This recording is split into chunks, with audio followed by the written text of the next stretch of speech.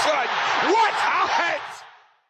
Hey guys, and welcome back to View from the Cop with me, Calvin and Reshlin. What's up, guys? Alright, so we are here to talk about Liverpool versus Napoli, or Napoli versus Liverpool, because it's away in the Champions League on Wednesday night. Alright, let's get straight into this with team news. So from both teams, no big talking points there. I think Adam Lallana is still out for Liverpool. Yeah. I don't think he would have started anyway, so no big team news. Anything to add to that? No big team news. I mean, both teams go into this fixture with the strongest teams, with the exception of Adam Lallana for us. And interestingly, Napoli come into this game on the back of a defeat To Juventus. the weekend, So I was just going to mention, let's talk about, before we get to lineups, let's talk about recent form. We know Liverpool's recent form. Okay, a draw and a loss to Chelsea. Otherwise, pretty much winning left, right, and centre. Napoli, we know they've played 7 league games. They've won 5, lost 2 recently to Juventus on the weekend. And they've scored 13 goals in their 7 league games, but interestingly, they've conceded 10 goals in those games. So that's huge. That's a big number of goals. To concede 10 goals in 7 games, yes, they second because of their victories. But it's a big invitation to Liverpool to say, come and attack, because we don't know how to defend very well if you're conceding 10 in 7 games. So that's where the form stands, and in terms of how the teams are looking, let's get into positions right now, because we're not going to waste time at all. Let's start with Liverpool, and then we'll drop into Napoli. So how are you feeling? And I'm going to throw the question at you. Daniel Sturridge has an argument for starting. Fabinho hasn't had enough minutes, one might think. Hasn't really taken his opportunity very well either against Chelsea, still getting into the game. So let's start with defense, and we'll build up to Fabinho and Sturridge. So, well, we know Liverpool will line up in the 4-3-3 again, as we saw this weekend. And I don't think there'll be a lot of changes, Kels. I think the only change we should see is in the midfield. I agree. And we should see one of Hendo or Gini, most likely be Gini Wijnaldum, that comes off in place of Keita. We saw at the weekend, the midfield did a really good job, worked really, really hard, but lacked a bit of creativity and lacked a bit of ball progression from the midfield, which we did see when Keita came on. So we may just see Keita coming in the midfield. Alright, so from Liverpool's side, we are basically predicting the exact same back 5, including Alisson. So our strongest back 5. Our strongest 3 up front, so we're still saying Salah, Firmino and Mane. We are not saying Sturridge just yet. I don't think so. I think Klopp has been very cautious with how he's used Sturridge so far. Sturridge is taking his opportunities really well, and if he does it 1 or 2 more times, then he might stand up and say, listen, I need to be starting. But maybe this is how Sturridge is supposed to be a football player. Maybe he can't stay fit if he plays too much. He's a super sub at the moment. He's a super sub. He's a super sub, he's a cameo player, and he's doing what he needs to do with the minutes he has. So we still don't think Sturridge to start. I think he'll definitely start in our next Champions League game against Red Star. I think he starts in both games against Red Star Belgrade. And I think he's got that pretty much better down. There's no debate around whether he starts in that game. So the midfield is where we're thinking a change might come through. And we kind of stuck on whether it's going to be Hendo to drop off or Keita, or whether Gini gets a rest. We know he didn't play in the Carabao Cup. He didn't start. I don't think he even came on. But he has pretty much played every other game of football for us so far. He has. What I do think is, though, there will definitely be a change in there. And it's simply because Henderson and Wijnaldum have been playing very kind of similar conservative roles in the midfield. And the creative responsibility from the midfield has mainly come from James Milner. I think Klopp will want to change that up against Napoli and play someone a little bit more direct, and then perhaps bring on the likes of a Henderson or Gini Wijnaldum later on in the game to kind of shore things up, if hopefully we're in the lead. And I think because Henderson is the captain and we're traveling away to Naples, it's going to be a very tough game in a very tough stadium. I think the captain starts. I also think Henderson will start, and I kind of agree. I think we want Gini Wijnaldum fresh from Manchester City. Because he's an important player. Absolutely. Very critical to the first team and how we play, and we want him for that big fixture at Anfield against Manchester City on Sunday. So our midfield 3 here is James Milner, Mr. Stamina basically, Jordan Henderson and Naby Keita for the creativity.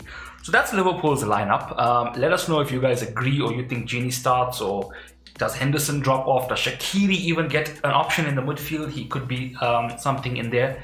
Let's get to Napoli, because they have a fantastic team. So they really do count, yeah. All right, we've been talking about the fact that Hamsik, Allen, Koulibaly and Albiol have been playing together for 4 years since 2013-2014 season. Yeah, so those guys have been playing together for 4 years. Yeah. I mean, if you don't have an understanding by now, you will never have an understanding. And of course, we know they're good. Yeah. So let's start with their defense. Well, okay, so they have a really brilliant defense. And I think they'll start... I think Ancelotti will go with Ospina in goal for this game. And then the back four should consist of Alcide Hesaj at right back. Yep. And then in the midfield, the centre-back pairing should be Raul Albiol and Koulibaly. And then at left back, we should have Marco Rui. That's the same back four he started against Juventus. Interesting to note that they conceded 3 goals in that game. Yeah. So they have been solid in the past few seasons.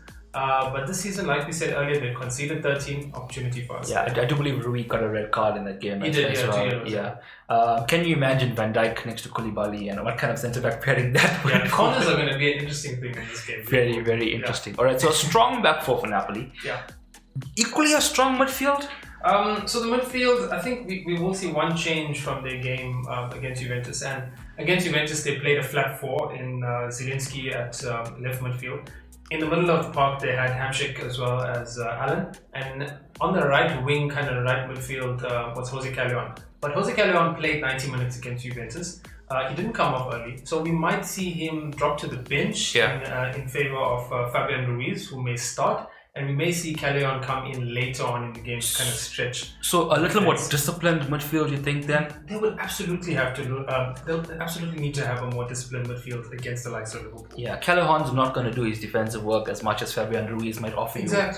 Going backward. Yeah, and Callejon's the type of player that pushes up to support the usual front 2, and their team more or less becomes a 4-3-3. Yeah, I don't think they're going to have that sort of freedom in this game. Now, speaking of the front 2, the reason they can afford to play sort of a flat midfield 4 is because they have Insigne and Mertens up front who are lightning quick and brilliant in front of goal. 2 very intelligent inside forwards. And what we're going to see is it's not going to be an issue of Gomez marking and Insigne and Van Dijk marking Mertens. These are the type of players that drop off, they play in between the lines, they create a lot of confusion with the centre backs. They move so quickly. They move really quickly. Yeah.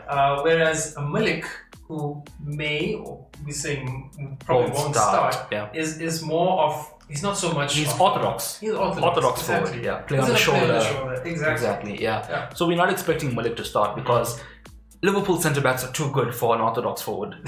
That's the reality at the moment. I mean, Giroud and who came on later? Morata didn't really have a game. Nothing. No centre forward has given Liverpool a hard time this season. Actually, there hasn't been one centre forward that's really. Cavani couldn't trouble us. No, absolutely. We can go through all the games. Harry Kane couldn't trouble us. True. So centre forwards, conventional centre forwards, don't seem to be working against Liverpool centre back pairing at the moment. Because we have 2 beasts at the back. Yeah. So we expect if Ancelotti sees it how we see it. Yeah.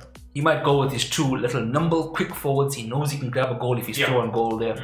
So we're expecting a 4-4-2, Mertens and Insigne to start from Napoli's side. Yeah. All right, that covers the lineups.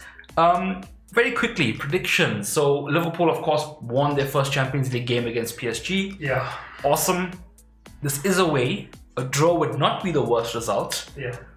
How do you think this game goes, and how do you think, what is the final scoreline for you? It's going to be a really, really tough fixture away in Naples. The atmosphere in the stadium we've seen down the years in the Champions League is incredible. And Liverpool will be under the cosh for the entire 90 minutes. I think they will score. I think Napoli will get a goal from somewhere with the likes of their front 2. But I do think we should win that game. Remember, we played them in pre-season. Yes. And we beat them 5-0. Yep. And the squads weren't too dissimilar to what it will be on Wednesday. So I'm seeing they score, but I'm thinking we win 3-1 away at Naples. Once again, I look at this game and I go, Liverpool in the midfield, if they have the energy and work rate they usually have, very, very hard to stop. Yeah. And these Italian teams and the Spanish teams, they're not used to people absolutely bombarding them in the midfield all the time. So I think Liverpool, if they can play their midfield game, that all-out energy, Napoli have very little chance of grabbing a win. Yeah. I'm going Liverpool 2-3-1. 2-3-1. Cool. 3-1, guys. All right, so that's our predictions, our player ratings, etc. Basically our pre-match for this game. Give us your thoughts on the comment section and subscribe if you enjoy the content. Before we head off, after we do our little outro, have a look at Liverpool's last competitive squad against Napoli. Alright guys, I hope you enjoyed that. That's been a view from the Kop.